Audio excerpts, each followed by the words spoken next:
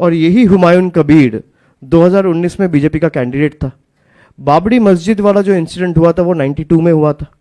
तो 27 साल बाद आपको रियलाइज नहीं हुआ, जब 2019 में जिस पार्टी ने बाबरी मस्जिद तोड़ा था उस पार्टी के कैंडिडेट बनने के लिए आप गए दिल्ली, बीजेपी ज्वाइन किया, तब आपको रियलाइज नहीं हुआ और अब रियलाइज हो रहे हो। और जिसको मंदिर मस्जिद बनाना है, मेरा अर्जी ये है भाई, सबको बनाने का हक है, कोई दिक्कत नहीं है। आप मंदिर बनाइए, मस्जिद बनाइए, गुरुद्वारा बनाइए, चर्च बनाइए, राजनीति छोड़ दीजिए। अगर आप पॉलिटिक्स कर रहे हैं, जनता की सेवा आपका एक लक्ष्य होना चाहिए। आप अस्पताल बनाइए, आप स्कूल बनाइए, आप यूनिवर्सिटी बनाइए, आप लोगों का हित में जो हो सकता बनाइए। धर्म अपना घर पे करिए, और जो बनाना चाहे स्वागत है, कोई दिक्कत नहीं है, लेकिन राजनीति ना करे। एक राजनीतिक नेता को मंदिर मस्जिद बनाना और उसके ऊपर राजनीति करना शोभा नहीं देता। সম্মানীয় অভিষেক বন্দ্যোপাধ্যায়কে বলছি, আপনি আমার জন্য নিদান দিয়েছেন যে মসজিদ করলে রাজনীতি ছেড়ে দিয়ে আমি যেন মসজিদ নিয়ে পড়ে থাকি। আমি আপনার কথা শিরোধার্য করব, মেনে নেব। আপনি আগে আপনার পিসিকে আপনার দলের চেয়ারম্যান পদ থেকে অবসর করান,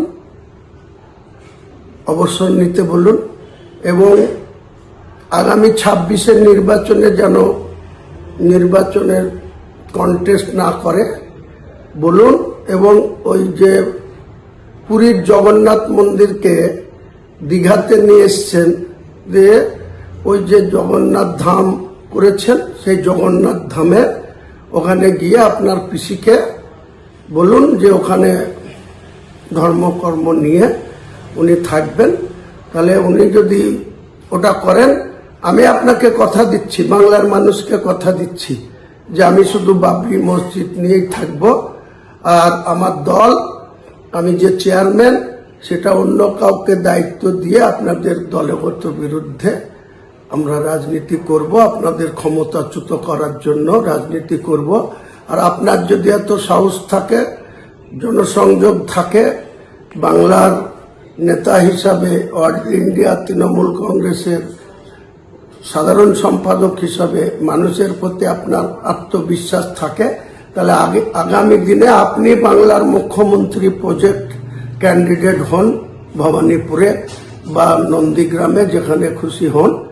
বাংলার মানুষ আপনাকে নিশ্চয় যদি সমর্থন দেয় বা মেজরিটি দেয়, তাহলে আপনি বাংলার মুখ্যমন্ত্রী হবেন।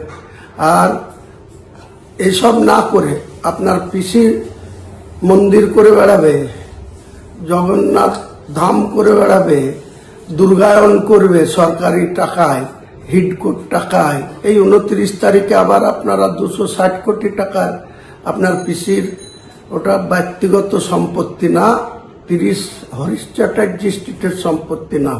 মুখ্যমন্ত্রীর শপথ নিয়ে আপনি শুধু মন্দির করবেন, কার্নিভাল করবেন, দুর্গা পুজোর অনুদান দিবেন, শিলিগুড়িতে কোটি কোটি টাকার জায়গা, সেখানে মন্দির করার জন্য দিবেন। আর আমাকে আপনি পরামর্শ দিচ্ছেন, নিদান দিচ্ছেন। আপনি আগে আমার এই বক্তব্যটা কার্যকরী করুন, আপনার পিসিকে রাজনীতি থেকে অবসর নেওয়া করান, আগামী 26-এর বিধানসভা নির্বাচনে কন্টেস্ট থেকে বিরত রাখেন এবং জগন্নাথ ধামে পাঠিয়ে দেন, দীঘায়। তাহলে আমি কথা দিচ্ছি বাংলার মানুষের কাছে, আমি আগামী দিনে কোনো সিটে লড়াই করব না। আমার যে জেইউপি পার্টি, সেই পার্টি অন্য কাউকে চেয়ারম্যানের দায়িত্ব তুলে দিয়ে আমিও শুধু মসজিদ নিয়ে আর ওই সৌদি আরবে যাব, পবিত্র হজে গিয়ে হজ করে এসে আমি ইসলাম ধর্মাবলম্বী মানুষের হয়ে কাজ করব। পৃথিবীতে যে কটা দিন মহান আল্লাহ তাআলা আমাকে বাঁচিয়ে রাখেন বা হায়াতে রাখেন। তাই আপনাকে আমি এই পরামর্শটা দিলাম।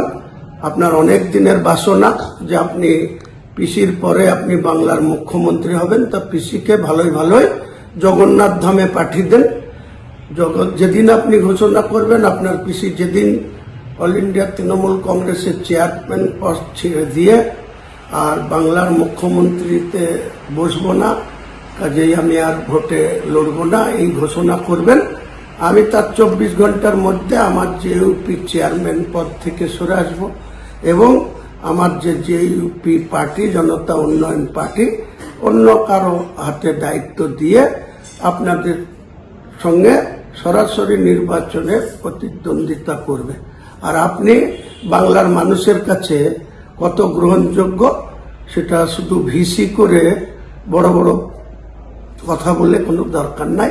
আপনার পিসির বেলায় আপনি এক ধরনের, আর আমার বেলায় আপনি নিদান দিচ্ছেন, এটা বাংলার মানুষ আপনাকে নিরপেক্ষ দৃষ্টিভঙ্গি নিয়ে এই কথা আপনি বলছেন না, সম্প্রীতি রাখার কথা বলছেন না। আপনাদের মধ্যে কত সংকীর্ণতা আছে সেটা আমি খুব ভালো করে জানি। আগামী দিনে আপনারা ঠিক জবাব পেয়ে যাবেন। নমস্কার।